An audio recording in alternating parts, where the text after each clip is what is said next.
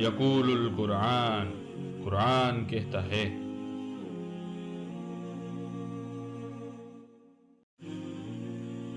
اعوذ باللہ من الشیطان الرجیم، بسم اللہ الرحمن الرحیم۔ سورۃ البقرہ۔ اور ایسا کون ہوگا جو ابراہیم کے طریقے سے منہ موڑے، سوائے اس کے جس نے اپنے آپ کو حماقت اور جہالت میں مبتلا کر لیا ہو۔ اور ہم نے تو اسے ابراہیم کو تو دنیا میں بھی چن لیا تھا، اور یقیناً آخرت میں بھی وہ ہمارے صالح بندوں میں سے ہوں گے۔ اس کا حال یہ تھا کہ جب کہا اس سے اس کے رب نے مانو میرا حکم، مسلم ہو جاؤ، تو اس نے فوراً کہا میں نے قبول کیا، میں مالک کائنات کا مسلم ہو گیا۔ اسی طریقے کی وصیت کی تھی ابراہیم اور یعقوب نے اپنے بیٹوں کو۔ انہوں نے کہا اے میرے بچوں، اللہ نے تمہارے لیے یہی دین پسند کیا ہے، تو دیکھو تمہیں مرتے دم تک مسلم رہنا ہے۔ کیا تم اس وقت موجود تھے جب یعقوب کی موت کا وقت آیا تھا؟ اس نے موت کے وقت اپنے بیٹوں سے پوچھا بچوں، میرے بعد تم کس کی بندگی کرو گے؟ ان سب نے جواب دیا ہم بندگی کریں گے آپ کے رب کی اور آپ کے آبا بزرگوں ابراہیم، اسماعیل اور اسحاق کے رب کی، اور جو کہ ایک اکیلا رب ہے، اور ہم اسی کے فرما بردار ہیں۔ وہ کچھ لوگ تھے جو گزر گئے، ان کے لیے تھا جو انہوں نے کمایا، اور تمہارے لیے ہوگا جو تم کماؤ گے، اور تم سے یہ نہیں پوچھا جائے گا کہ وہ کیا کرتے تھے۔ یہودیوں نے کہا یہودی ہو جاؤ تو ہدایت پر ہوگے، اور عیسائیوں نے کہا عیسائی ہو جاؤ تو ہدایت پر ہوگے۔ کہو نہیں، بلکہ ہم تو ابراہیم کے طریقے کی پیروی کریں گے، اور وہ ابراہیم علیہ السلام مشرکوں میں سے نہیں تھے۔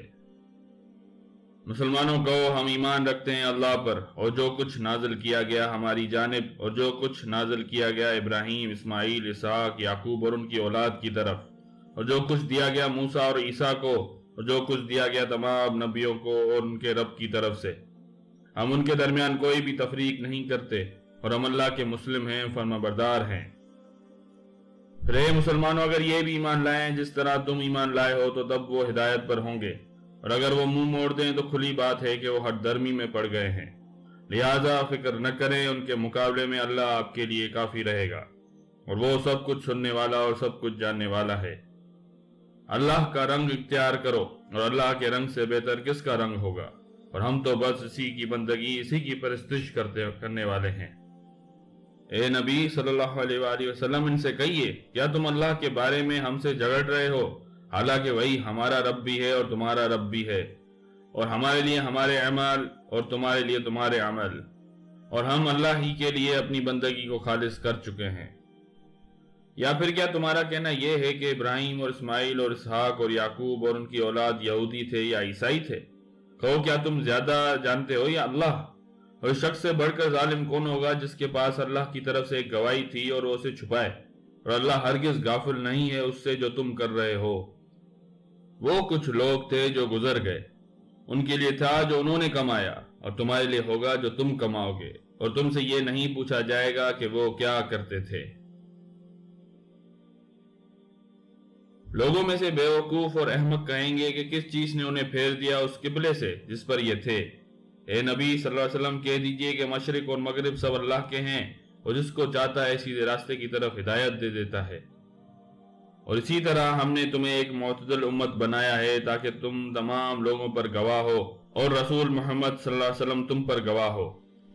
اور ہم نے اس قبلے کو قرار نہیں کیا تھا جس پر اے نبی آپ پہلے تھے، مگر یہ کہ ہم جانیں کہ کون ہے جو رسول کی پیروی کرتا ہے اور کون ہے جو اپنی ایڑیوں کے بل الٹ جاتے ہیں۔ یہ معاملہ تھا تو بڑا سخت، مگر ان کے لیے بالکل سخت نہ تھا جن کو اللہ نے ہدایت دی، اور اللہ ہرگز تمہارے ایمان کو ضائع نہ کرے گا۔ یقیناً اللہ انسانوں کے حق میں نہایت شفیق اور رحیم ہے۔ اے نبی، ہم نے آپ کا چہرہ بار بار آسمان کی طرف اٹھانا دیکھ لیا تھا، تو ہم اسی قبلے کی طرف تمہیں پھیر دیتے ہیں جو آپ کو پسند ہے، تو اب پھیر دیجئے اپنے رخ کو مسجد الحرام کی طرف، اور اے مسلمانوں اب جہاں کہیں بھی ہو نماز میں اسی کی طرف رخ کرو۔ اور جن لوگوں کو کتاب دی گئی تھی وہ جانتے تھے کہ تحویل قبلہ ان کے رب کی طرف سے حق ہے، اور اللہ غافل نہیں جو وہ کر رہے ہیں۔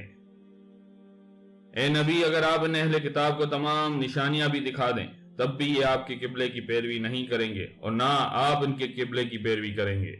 اور یہ عیسائی اور یہودی دونوں ایک دوسرے کے قبلے کی ہی پیروی نہیں کرتے۔ اور اے نبی، بالفرض آپ نے ان کی خواہشات کی پیروی کی، اس کے بعد کہ آپ کے پاس علم آ چکا تو آپ بھی پھر ظلم کرنے والوں میں سے ہو جائیں گے۔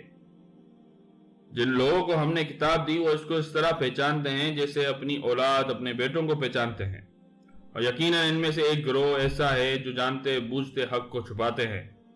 یہ حق ہے آپ کے رب کی طرف سے، تو آپ ہرگز شک کرنے والوں میں نہ ہوں۔